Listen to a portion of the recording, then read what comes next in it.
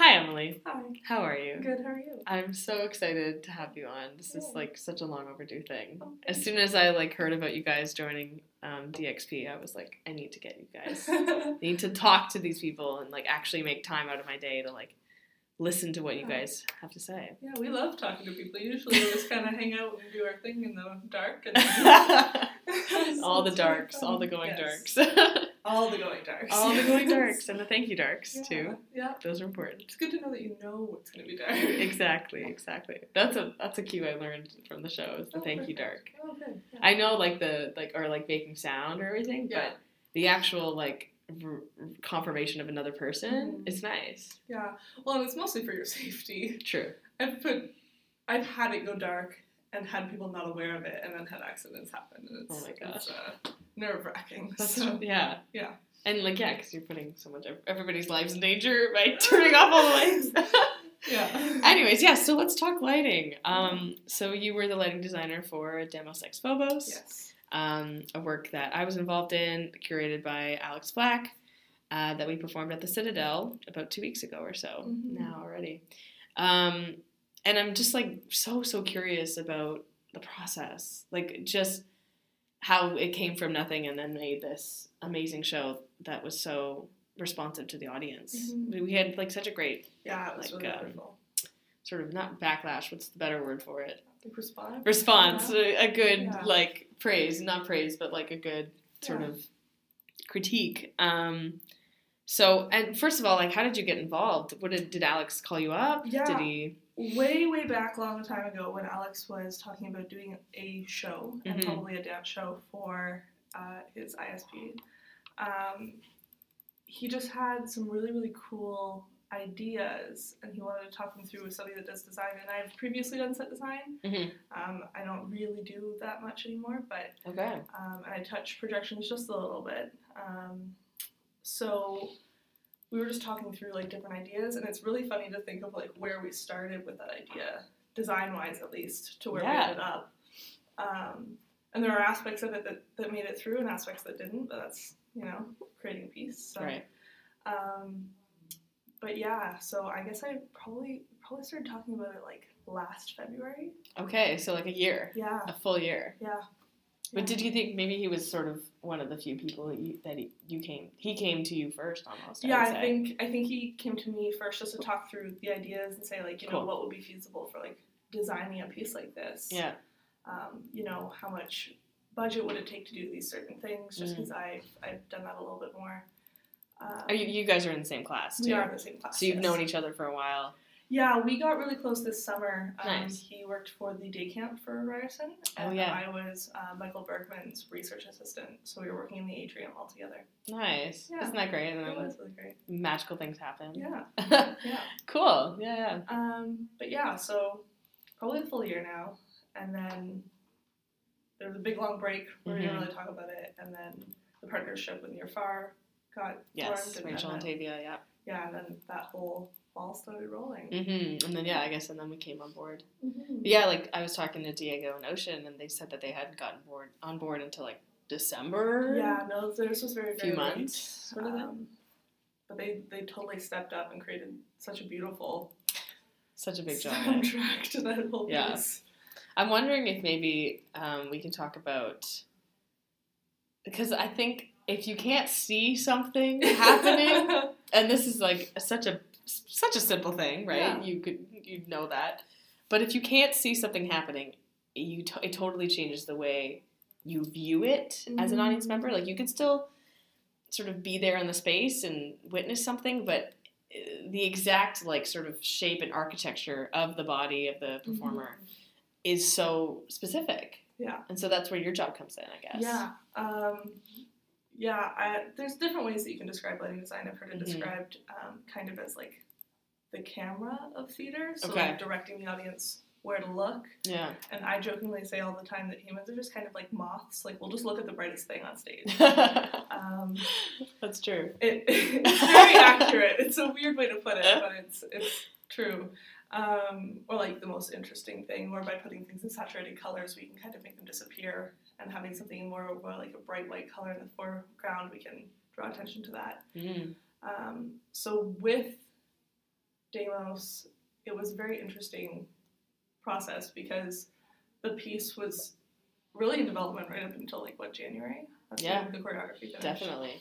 So just a few weeks before, I would say. Yeah, but we were on board for such a long time prior to that. So normally with dance, depends on the project, of course, but I'll kind of just come in right at the last minute, watch the piece, and go, okay, here are the cues. This is what it's going to look like. Mm-hmm. We're good. Let's go. Right.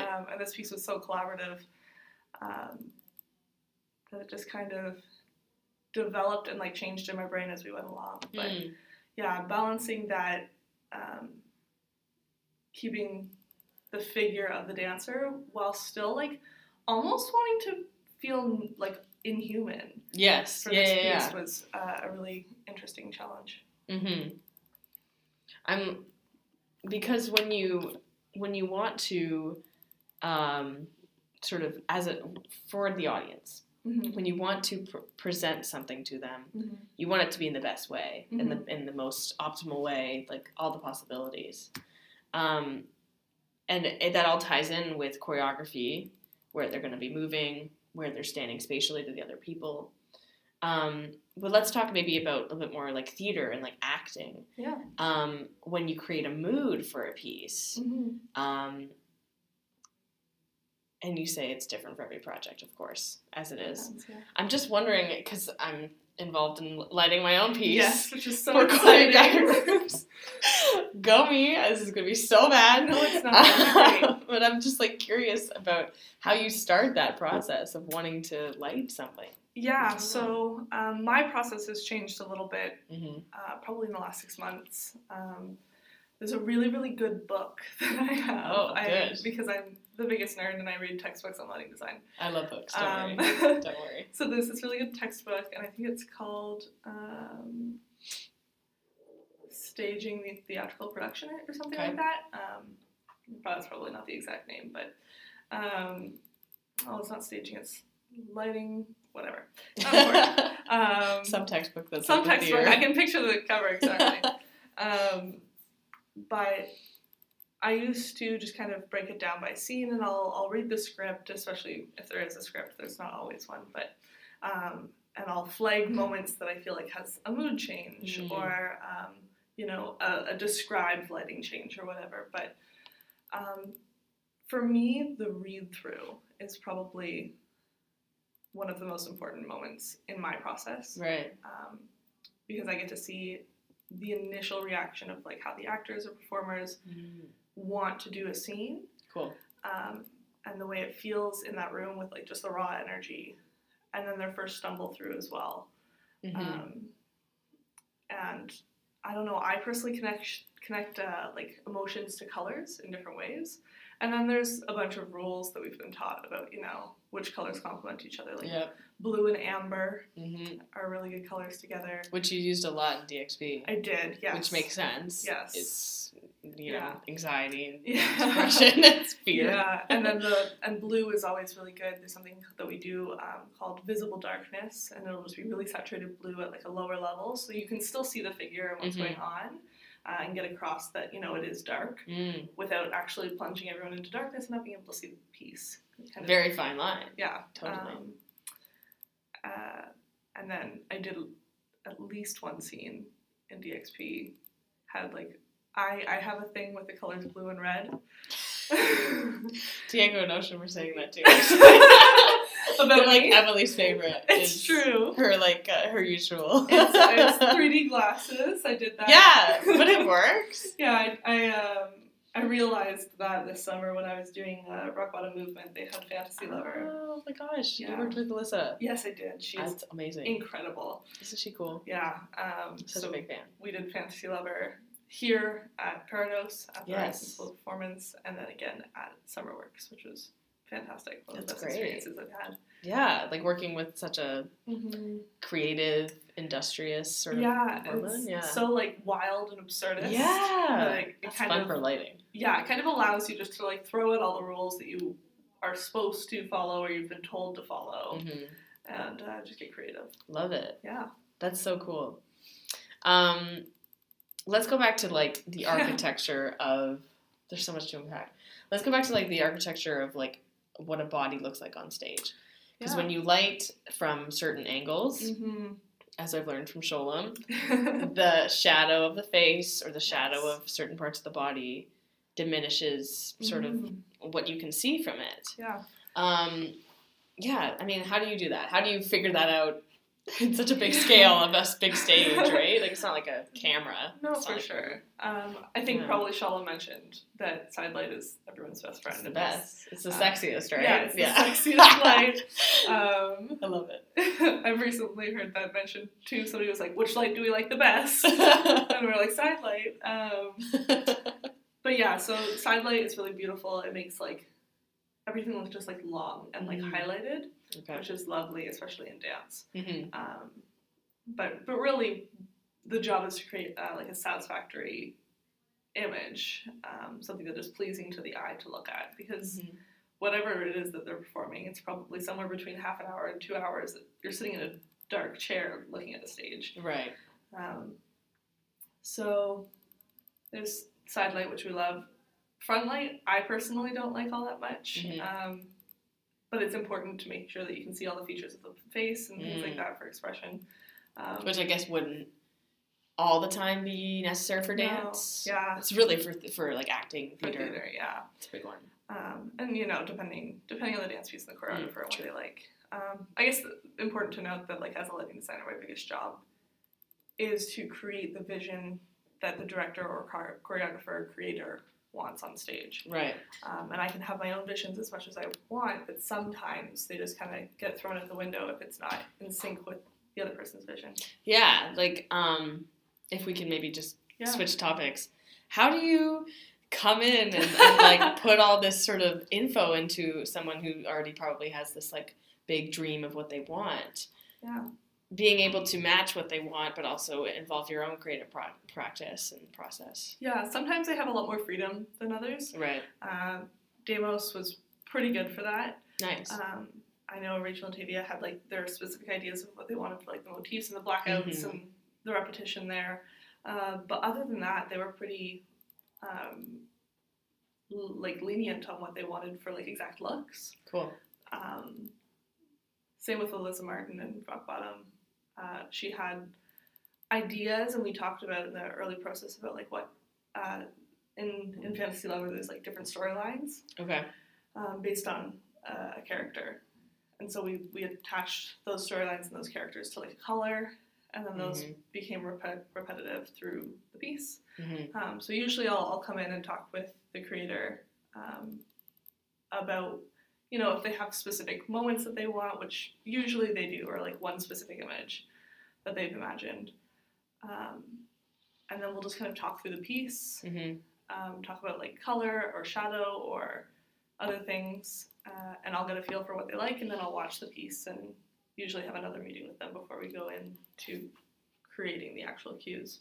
So it does involve a lot of you being there to see it. You can't really sort of... It's not like you can email this to someone and be like, I want this. I have tried. You tried. And trying to describe your... and it usually ends up being more, like, many more emails than was necessary. Right. We have a fun saying in the production program, which was, could this meeting have been an email, or should this email have been a meeting?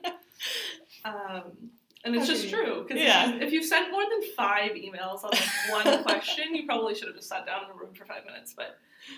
True. I guess that makes sense. Yeah, a lot of the time, like, right now I'm working on Classics, which is 2 shows, and I'm setting both of them, so because of that... Oh, really? Wow. Yeah, it's been a lot of fun, but very crazy. Yeah, because they're, like, full-length shows, each of them. Yeah, it's not like it's a half and half. No, they do have some cuts to them, but none that are, like, a whole act. Yeah, like... so your brain is in, like, 2 different places. Yes, I keep extensive paperwork. Wow. Sometimes I do less paperwork. The textbook I was mentioning earlier has, like, examples of different paperworks that you can keep. One's called a Q Master, and it's got a lot more information. So I'm keeping one of those for both shows right now. Wow. luckily they are classical theater, so they aren't quite as heavy into the cues as dance is. Okay. Because there doesn't need to be such dramatic changes constantly. True. But yeah, so those pieces, I've seen them both run through the show once, which I usually like to see a couple times, and then I've been given a rehearsal video to work off of. Yeah, I do that a lot for dance. Like I'm doing 2 choreo pieces, and I'm probably gonna get to see them run once, and then I'll have video. There's like no time to do any of it. No. Yeah, and I guess that would be different if you weren't in school. You would have all this time to do with yourself and also your job. Yeah. Yes, people joke around all the time, especially in the production program. They're like, yeah, when you leave, it's great because you just kind of go to work and you do your work and then you don't have to do homework. Yeah. What's that like? Yeah, I don't know. Yeah, I totally understand that. Yeah. Wow. And having to, like, a piece that's more classic, maybe it's been done before, so you have history of people who have lit it before and you could sort of play off that. Yeah, depending on the piece and the script as well. I try to stay away from watching videos of other pieces. Oh yeah? Does that help? Unless they've been like referenced very specifically by the director or something like that, just so that I don't get it in my head and go, oh, I really like that, and basically end up creating a carbon copy. Yeah. It's a big deal, eh? Yeah. I prefer not to do that. Totally fair, yeah. Choice. I lit Legally Blonde. And oh my gosh, really? I did at oh my gosh. his old high school at Cartha. Yeah. Okay. Great musical. Yes, I love that musical. When it came up to me, I was just like, I have to do this job. I was mid dances, and I was like, I don't care. I'm gonna do it anyways. Let's do it. Yeah. Yeah, like taking on so many other projects. Yes, I'm notorious for that, and I've recently started doing something called outside accountability, where I'll go to one of my friends and it'll be like, okay, so now I'm not allowed to take any more shows, and they'll be like, great, and I'm like, if I do, you are allowed to yell at me, because you know you'll just say yes. Yes, and I do all the time. Yeah. There was one in January that I wanted to take, and they're like, Emily, you can't, and I was like, what? And they're like, no, it's not happening. No, you can't do it. So like for Legally Blonde, I've seen the video 100 times, yes. Probably online. Of course. And as soon as I got that job out and they started rehearsals, I was just like, no more.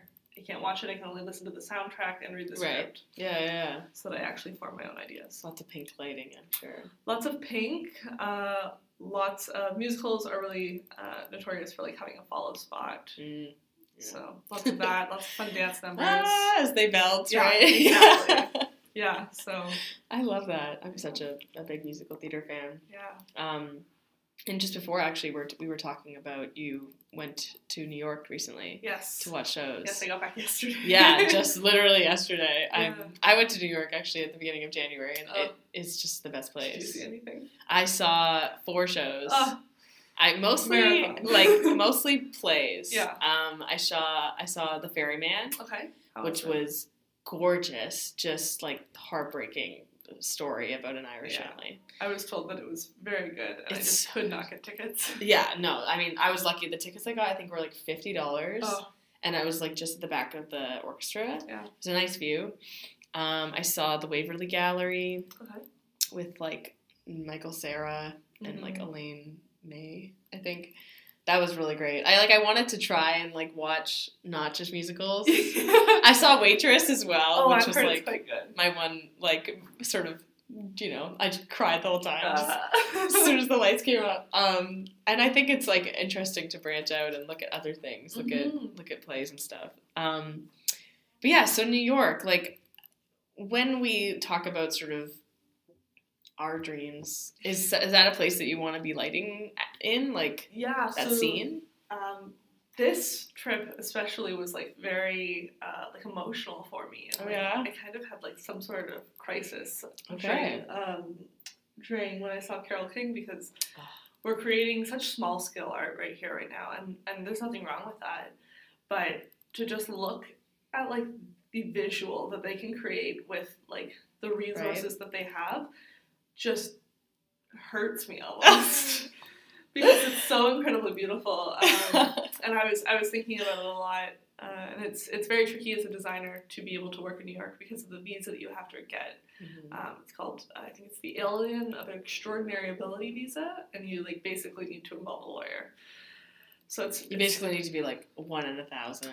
They expect you to be able to prove that you are Yeah. like one of the only people that can do your job to this caliber. Is that a thing? It's very difficult. Yeah, so, I feel that.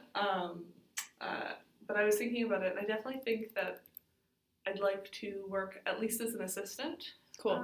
On Broadway. I think that's a very big goal, but like I think it would be really, really cool to be able to work on that scale. I can see you doing that for sure. I think you have the talent for it. Oh, very kind. Yeah. No. And then, but yeah, I think a more realistic goal is probably working at like Stratford and Shaw. Cool. But I'd love to. We actually have like very similar dreams. Yeah. Which is really funny. Like I definitely want to like audition and perform at Stratford and Shaw. I think it would be so fun to work as a Canadian, right? Yes, in exactly. Canada. But yeah, New York is the best. I know. It would be it's the best. Yeah, so my like small meltdown with Carole King was just about like my goal really is to be able to create the best art that I as a person can create. For sure. And to do that you need resources, whether it's money or time or the space. Yeah. Or the actual things, like the lights for me. So, yeah. Well, one day it's going to happen. We'll We'll both be there. Yeah, at the same time. And we'll be like, oh, we didn't think this was going to happen. Yeah, so. I hope that for sure. Yeah. Yeah, I mean, besides, like, DXP, all the other projects you're doing, is there sort of a launching off point that you like want to start something for yourself, like even if it's like a company or I guess as lighting, maybe you could even like run your own like somebody who comes in like as a consultant, a lighting consultant or something. I don't know. Yeah, there's a couple things that I'm looking at. I did the projection design for Peter Chin's piece in Dances, which was really, really fun. And I'd never touched. Yeah, it was really cool. And I'd never touched projections before in my entire life. And Michael Bergman, who teaches at Ryerson, was MFG. Yes. MFB. And he's so wonderful. And he's actually my mentor. Oh no, I'm so sorry. It's okay. Don't worry. Did you take it? No. It's okay. Don't worry. Anyway, Michael Bergman is he's such an incredible designer and like mentor, and so he walked me through like the design process for projections, and we did some really fun photo shoots to create the content. Because I hear that's a lot of work. Creating content is probably the biggest work, especially because you have to create it. And then it has to, again, every design aspect has to work with the choreographer, the director's vision. So we ended up doing 2 sets of creating content. We created a bunch. I took a bunch of photos and like brought them in to Peter. And some of it worked and some of it did not. Yeah. And so then we had to come back and just do another round and get some more. But it was really, really fun and really interesting. That's great, yeah. So I'd love to do some more projections work, but I think that that's going to involve like a very steep learning curve. Oh yeah. And I don't know, I think about incorporating, you can incorporate as like a business. Like I could incorporate it as like lighting design for like tax purposes and stuff, and it's can be a quite good move, and it can be really tricky. Definitely. But I think this is probably a little ways off in the future, but I think it would be really fun to create like not necessarily like a production company, but something of the sort where we have a bunch of designers working together. Kind of like a lawyer firm. Yeah, kind of. Yeah, so like lighting, projections, costume, set, and you could like bring any one of us on or bring all of us on to design a piece. It would be really fun. I like that. That makes sense to me because then it's like you can pick and choose if you need sort of do you need a lighting designer but you don't need like an audio person exactly. Or like a choreographer but not a director or something like that. That's really cool. And then you get that collaborative workspace that I think many of us like feed off of. Completely. Yeah. Yes, I definitely felt that with DXP. Yes. Yeah, being in that room was so important. Being able to get us all in that space. And like, not to say that we only do it for money, but I think a lot of us were there just volunteering our time. Oh, totally. And the fact that we just all wanted to be there. Yeah. Like, it wasn't like such a, I have to get paid for this amount of hours or something. We're just there because we want to make good work, and, that's enough sometimes. Yeah, and it was such a great experience because it goes both ways, because we knew that everyone was volunteering, so that there was, like, I was just in a busy period where I could not get there. Kind of a lot of the year. I was busy a lot of the year, but I knew that I could set aside, like, the end of January and February to kind of sit in that room and be there and do that piece. Yeah. And they were so incredibly understanding of that. Yeah, we all kind of just have our own schedules that we need to deal with. Yeah. And it worked out. And that's sort of why I just wanted to come and, like, reflect upon what happened, because I think it's definitely one of a kind. Yeah. To have all these people all emerging, all still learning, most of us were still in school, to be able to we did 3 shows. I know, that was wild. Almost all sold out. It was wild. What was it? 2 for sure were sold out. Yeah. The third last minute edition one. It was a last minute, so I mean. It was 60% sold out. That's amazing. Yeah. Like, that doesn't happen. No, when we budget for shows and, like, do our classes. Yeah, I think this was in the conceiving the production class. It was. Yeah. Actually, I had a partner named Emily. Oh, she really? was amazing. Emily Heisinger. I love you. She's my production manager right now. She's the best. She's wonderful. Yeah. I love her. Yeah, you only budget for 60% of it. That's right. Exactly. So the fact that we sold out was just wild. I know. We were so lucky. Yeah. And a good portion of the crowd was our friends, family. But that's, who else is gonna come, right? But, like, really, when we think about it, like, the size of the cast of things directly correlates to how many tickets are going to get sold. Exactly. And, like, we only had, 15 people involved in the production? Mm-hmm. So the fact that we sold out that many tickets anyways was great. It's really nice. Yeah. Yeah, it's one of the good things about our program is the connections you make. Oh, yeah. I wish that you guys were able to... I wish there was another class that was, like, production-based, that was a little bit more hands-on than what we have in the first year. Where we could learn a little bit more about the performance aspect as production students, and the performers that were interested could learn a little bit more about, like, how to light a piece, or this is how sound works, because especially on smaller pieces, a lot of the time people end up doing their own stuff. Yeah. I'm really glad you said that, actually, because I've been, like, such a big wonder of why, like, we don't collaborate more.